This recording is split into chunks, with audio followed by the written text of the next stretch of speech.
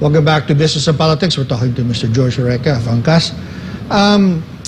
No, just like any other company, you engage in social civic work. I saw a video of you once on YouTube, and you were, I think, either launching or you were in an activity where you were discussing your anti-poverty concern for Angkas. Can you tell us about that?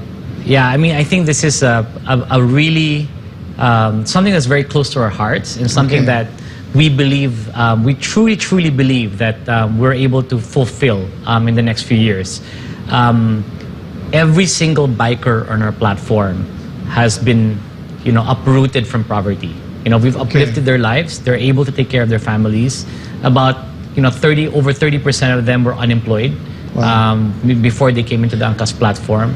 From minimum to those that were employed or even underemployed, they now make 3 times to 6 times minimum wage. Wow. Some of them may make as much as 80,000 pesos a month. Okay. Right? So this really a completely life-changing experience for all of them. And we have 30,000 bikers. Okay. And there are 18 million motorcycle owners in the country. 30,000, but you're only operating in Metro Manila and Metro Cebu. In Metro Cebu, right? But there are 18 million motorcycle There's many owners. more opportunities. 99% of them are low-income family households. Okay. And almost all of them depend on motorcycles for livelihood. So the person that's buying a motorcycle in Metro Manila is exactly the same person that's buying that motorcycle in General Santos or Iligan, or even Cebu. Yeah. Imagine if we're able to extend this type of livelihood opportunities to them. If we're able to uplift the lives of 18 million motorcycle owners, then we make a dent in ending poverty in the Philippines. And I believe that with the law being passed, with regulations around the space, with the creation of this new industry, then what we've done is not actually develop an entirely new market. We've just overlaid the professional layer on habal-habals. Okay. They're all over the country. Right. They're rampant all over. We create a marketplace for them. We regulate them. We professionalize them. We make them safer, right? And then we take this informal sector into a formal economy. Right, and because we've taken this into a form, the government will benefit from it. We can capture taxes from them. Right. We can make them, consumers. A new set of consumers that will, increase expenditure and contribute to society and contribute to the economy. Right. I really believe this can happen in the next few years, and we will. Our goal is to provide livelihood opportunities and end poverty for 18 million Filipinos and their families. We're not trying to do 70 million. We're not trying to do basic pyramid.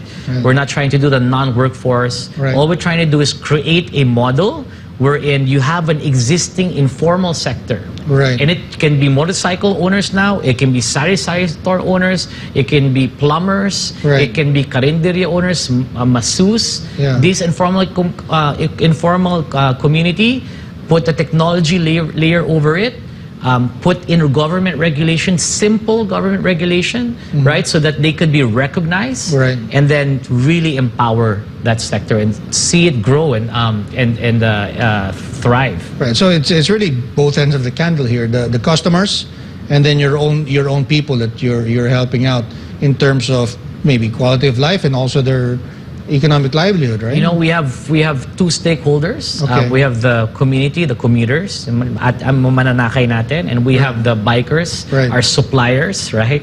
And there are kagulongs. But if you make them happy, if you make them fulfilled, then in turn they will protect the customer. Earlier we were talking about that woman you saw at the congressional hearing and how you were touched by the impact in her life. I'm sure you've been talking to many of your riders. Are there any stories that pop in your head and say, wow, I mean, without Angkas, maybe I would be languishing or doing something more difficult? There's a lot. Are there interesting stories that pop into your head? Just recently I was in a birthday of one of my bikers, long-time bikers already. Okay. And he was renovating his house. Nice. Right? And on the side he had a garage that he was converting into a motorcycle mechanic. Katas ng Angkas. Katas siya ng Angkas, But more than monetary, more than being able to take care of the families, one great motivator is that they're not only helping people, get to their destination affordably, but they're also feeling that they have the feeling that they're contributing to society. Okay. What we did was provide dignity to the profession. Okay. The profession has always been there, right, but it was just underground. I was going to say, what advantage do they have now signing up in your system rather than going it alone if they have a motorcycle anyway? Well, one, you have a steady stream of customers because it's technology based. So we provide that marketplace. They don't have to look on their own. Waiting around, right, on the sidewalk, on our informal terminals, right? So this one, you have a steady stream of customers. Second, you're recognized and regulated, right? So you don't have this cat and mouse chase with officials and whatnot, whether you're legal or illegal. It's just constant debate. So that gives them a little bit of protection. Okay. And third, I think they want to be part of a community. Okay. Right? I think that's really one of the biggest motivators. And I talk to many bikers, and the most common thing is I love the fact that I'm helping other people, and I'm recognized in doing so. Okay. And really bringing dignity to any profession, right, makes you proud of who you are. Right. And that changes your entire outlook in life. It's really internal, right? The mindset changes when you just dignify their existence. Right. So there's that guy you said who had a garage, and others to maybe tear-jerking stories. The list goes on and on. Wow. I have managers from fast food chains that just move to becoming full-time Angkas bikers because they're entrepreneurs. When they don't want to work, they turn off the app. Right. They bring their... So they have say on their hours. They have say on their hours. They can bring their kids to school. They can go watch their kids in a play. They can bring their wife to work. They can spend time on a Sunday with their family, or even middle of the day if there's an emergency.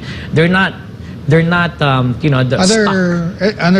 there any other benefits they get as a group by being part of Angkas, like insurance? You said training, safety, that's one, right? But what about insurance, or is there anything else that they would enjoy otherwise, that would not get otherwise if they were on their own? For sure. I mean, definitely insurance. Every single ride and every single biker is insured in our platform. Okay. But they also have other benefits outside of that. I mean, we help facilitate some of their government benefits as well. Okay.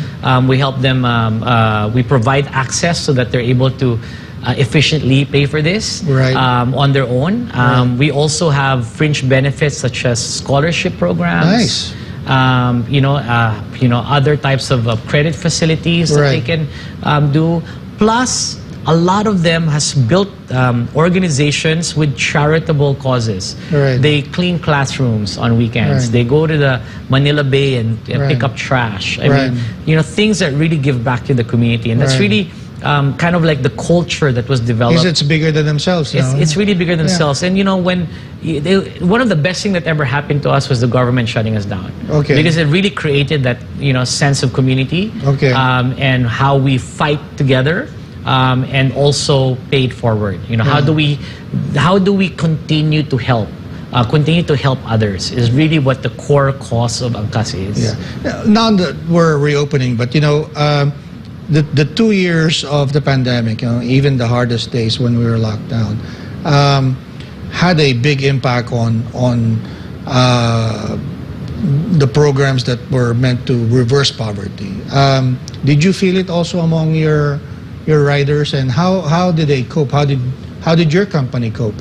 Oh yes, for sure. I mean, a majority of our business is transport. I mean, we did as much pivoting as we could, but we ended up actually working with our competitors, right? And sharing bikers with them, right? So we did make sure that our bikers have multiple, have different access to, multiple businesses or platforms just to make ends meet. Okay. And this was a struggle, not just for us, but for everybody. For time being, that we were giving our own ayuda to our community, whether it's food packs, rice, or even monetary. There was a lot of, just really trying to make ends meet on every single aspect, of life. And this is something that everybody experienced collectively. Right. Are there any plans to go beyond Metro Manila, Metro Cebu? Are you looking at another? I mean, you're from the south, right? Or I think Jensen, if I'm not mistaken. Yeah. Any plans to expand soon?